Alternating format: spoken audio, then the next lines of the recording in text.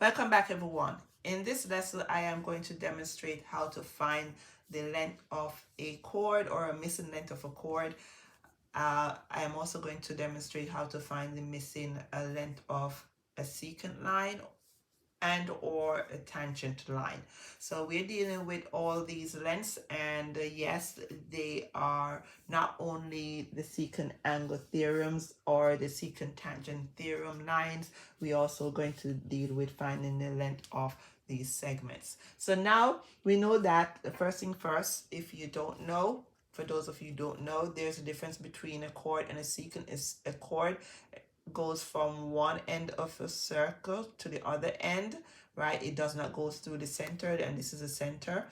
Uh, and a secant line, it goes from one end to the other end and extends beyond the circle. Okay, so this is a secant line right here, and this is a tangent line that touches the circle at only one point, and this is called the point of tangency. And yes, this create an arc, sorry, not an arc, this create angle here, but we're not going to deal with this angle now. We're just going to specifically deal with the lengths. Okay, I can do another video on dealing with the angles. Watch those videos also.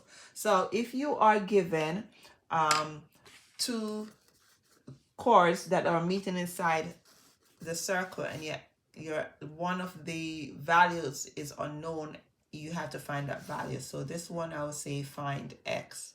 All right, in order to find x, you have to look at each of these segments, right? They meet at this point right here, they intersect. Take each of these segments, multiply them, and set them to each other. So to do that, we have a formula also that we use where we're saying that A times B is equals to C times D. Now that A, I'm going to use my actual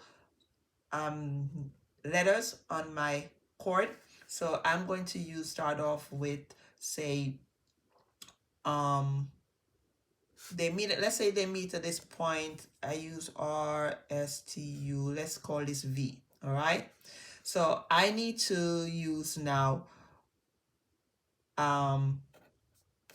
this. I'm looking at this segment RS first. So I am going to say RV times VS is equals to TV times VU. Okay, so you set it up like that. Now you know that R, then it doesn't matter which one you use. You could use, start with TU first and then RS. That's fine, that chord. You could start with that chord first. So I'm going to start out with my RV is X, the unknown, times 3, set it equals to TV, which is 6 times 4. So 3x is equals to 24. And so to solve for it, x would be equals to 8, because 24 divided by 3 is 8. Now that's the value for here. Now to check your work, you simply check. And once again, you have your numbers that you're working with. So you can start out A times B equals C times D. So AB is your 3x equals 6 times 4, or 3 times x, and you have 3, you substitute in your 8 there, equals 24. 3 times 8 is 24, equals 24. And then yes, because the number on the right is equals to the number on the left, so yes, your answer is correct. Okay, so that is with 2 chords intersecting inside. And some books you might just say 2 secant and intersecting inside, but in actuality secant would have been extending outside. So that is the formula that we use when you have the 2 lines meeting inside. Now there is a scenario where the you will have where the two lines meet outside the two secant lines. We're going to get to that one. Let's move on to this one where you have a secant line and a tangent line. So this is your tangent line, this is your secant line, right? So BD is your secant line, AB is your tangent line, and there is a formula for that. You're literally taking this segment, which would be AB times AB, set it equals to, you're taking this segment here, which is your BC times BC, right, plus CD. Okay, now the formula, right, I'm just showing you from that, but the formula, literally what they're trying to use or say is like, if we replace these for x, it would be x times x would be x squared equal the first segment that is outside of the circle, which would be your 6 times that same segment plus the entire length, which with 6 plus the 10 here, right? And that's what you would have. Okay, so I just wanted to illustrate that one to you, that is how you would do that type of problem. Now the thing with this is that x squared, you just have to solve regularly. 6 times 6 is 36, or you could simply do 6 times 16, is up to you. 6 times 6 is 36 plus 6 times 10 is 60, right? So x squared is equals to 96, all right?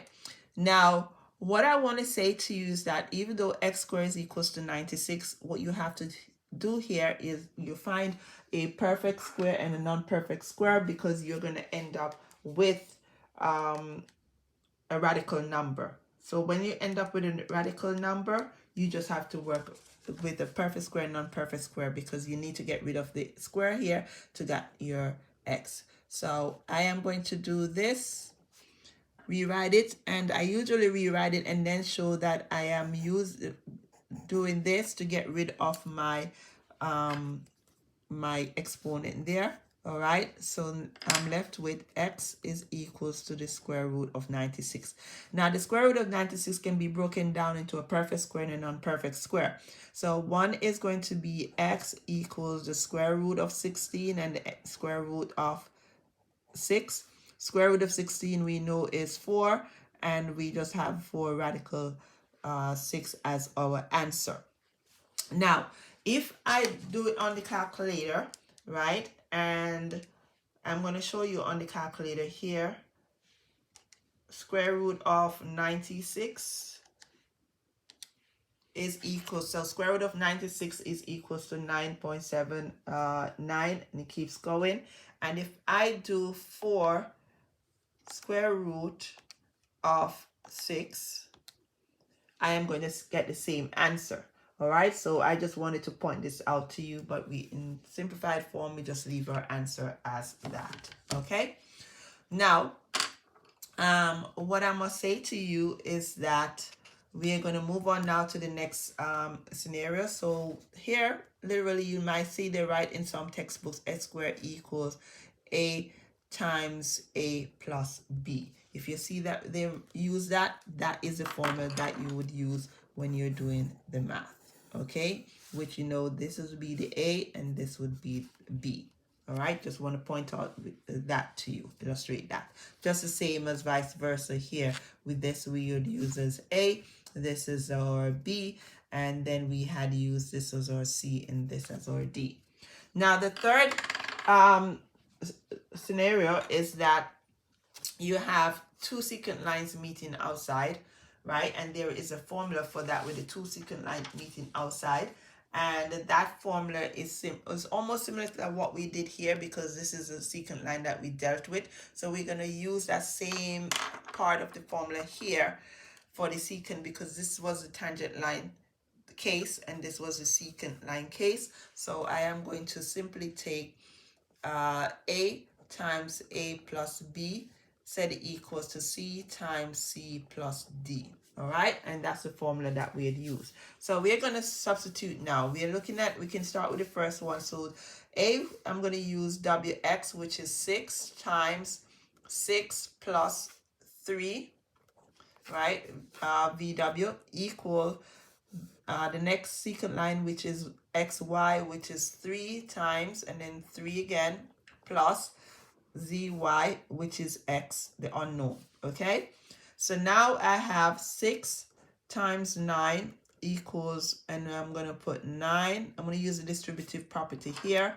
All right, I'm going to use the distributive property here. So it's 9 plus 3x.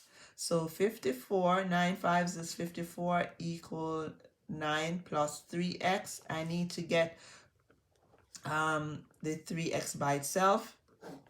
All right, cancel that out, and I bring this down. I have 3x equal, this is going to be 45, and divided both sides by 3. Must divide by to get rid of the coefficient. Coefficient is the number in front of the variable, so x is equals to 15. Okay, x is equals to 15. I love to check my work, as I told you, as usual. Check your work. So we have, you normally you rewrite the formula C A plus B equals C plus D, and then you substitute. So you have 6 times, I can just do 9 because I know what that it would be, equals, and then the 3 times 3. So x is 15, right, plus 15. So I have this here is 54 equal 3 times 18, and 54 equals 18 times 3 is 54, because 8 threes is 24, and 3 times 1 plus 2 is 54. The number on the right is equal to the number on the left. Okay, good. So those are the 3 main basic ones that we have. You must please remember these formulas. All right, these formulas are very vital. Each scenario, this is for the chords, this is for the secant and tangent line. So this is you use this one for secant and tangent line, secant and tangent line. All right, and then you use this one for 2 secant lines. Exterior case, meaning they meet outside. Okay, now you know they always want to trick your brain or see how much you can think critically when it comes to math, because all math is all about problem solving and critical thinking and using the mathematical processes and get it to achieve the correct answer. So I come up with this one like this now, and you're asked to find x here. Notice that the one that we did before, the x was inside the circle, the segment that's inside the circle, not the segment outside. So now this other example that I'm using is with the segment that is outside of the circle. You are going to find that. So in order to find that one, we are going to start off again with our formula, which is your A, parentheses A plus B, close parentheses C times C plus D. All right, because it's 2 secant lines we're dealing with, we must use that formula. A is our x times x plus 2, all right, and our C is 3 times 3 plus 5. So x times x is x squared plus 2x equals, and I'm going to do just 3 times 8. So x squared plus 2x equals 24. All right, we need to solve for this. So what I suggest we bring that to 24 over to the other side. So I'm going to get x squared plus 2x. Once I cross the equal sign, my sign changes, so it's now negative 24. It's just like you crossing a bridge. Once you cross a bridge, you go and say from one bar to the other. Once you leave, say, Brooklyn going to Manhattan, once you cross that bridge, you're no longer in Brooklyn, so you're in Manhattan. So it's the same thing for math, where once you cross the equal sign, your sign changes. Okay? All right. So now you can just factor this out, and obviously we have to find the factors of negative 24 such that when added is going to give me 2. The factors of negative 24, I know which one is going to be, but let's say if we each choose 2 and 12, when you add 2 and 12, it's not going to give you 2. If you do 8, negative 8 and 3, that is not going to give you 2. So it's the factors are going to be 6 and 4 you're going to use. One is going to be negative, one is going to be positive. Now you have to figure which one is negative. You have a positive 2 here, so obviously it has to be a bigger number. All right, and your negative goes there, set that equals to 0. Now obviously if we're solving this, 6 plus 6x plus 6 equals 0 and x minus 4 equals 0. We bring this over the other side, so x equals negative 6 or x equal 4. Now what I would suggest for you to do, you reject, because you have a negative here, you reject this one, and so you choose this as your answer, x equals 4. Okay, so that's what we have for that one. Now we have another one. I always like to tie everything in place because, as I said, I'm a math teacher, and having done this for years, yes, I'm also a pattern maker. I have 3 degrees. We want to tie everything in. I also have a degree in finance.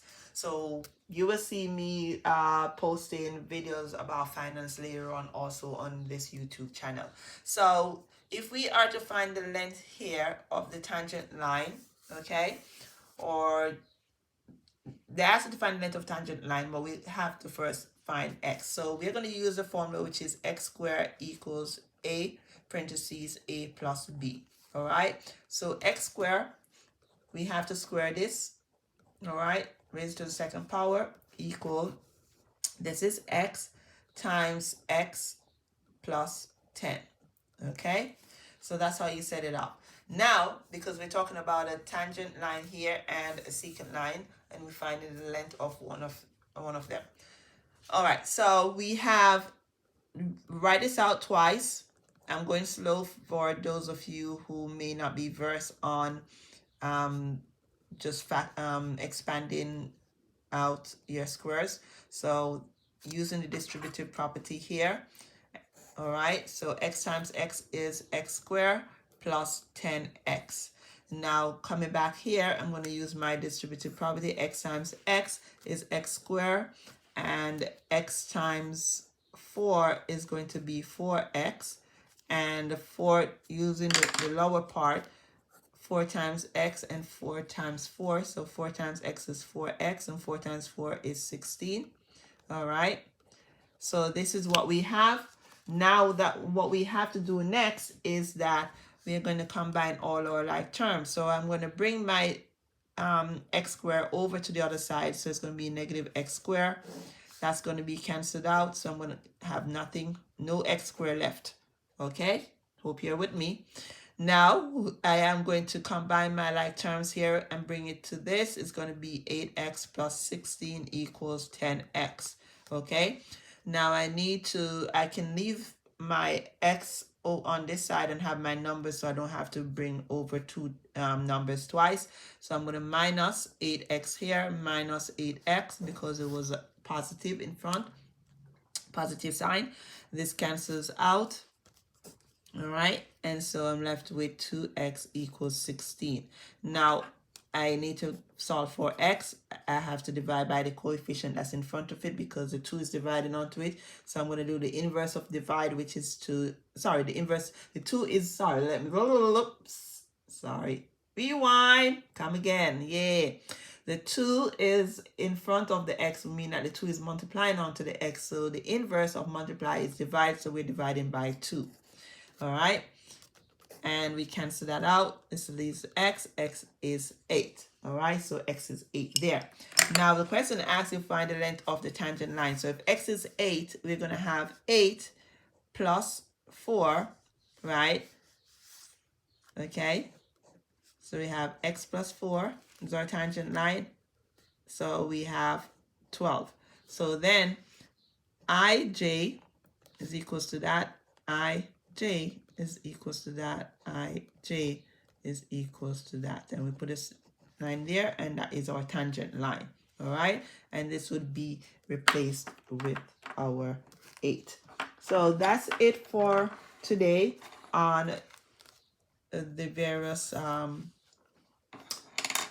lines. And we can once again check our answer. If you want to check your answer, right, you can go ahead and check your answer. So you have 12 here is equals to 12 square, I should say, is equals to 8 times 8 plus 10. So 12 square is equals to 8 times 8 is 8 eighths is 64. All right, 64 plus 80. So 12 square is 144 equals 144. So yep, your answer is correct. Thank you for watching, and please like, subscribe, and share, and I'll see you soon. Bye. Cheers.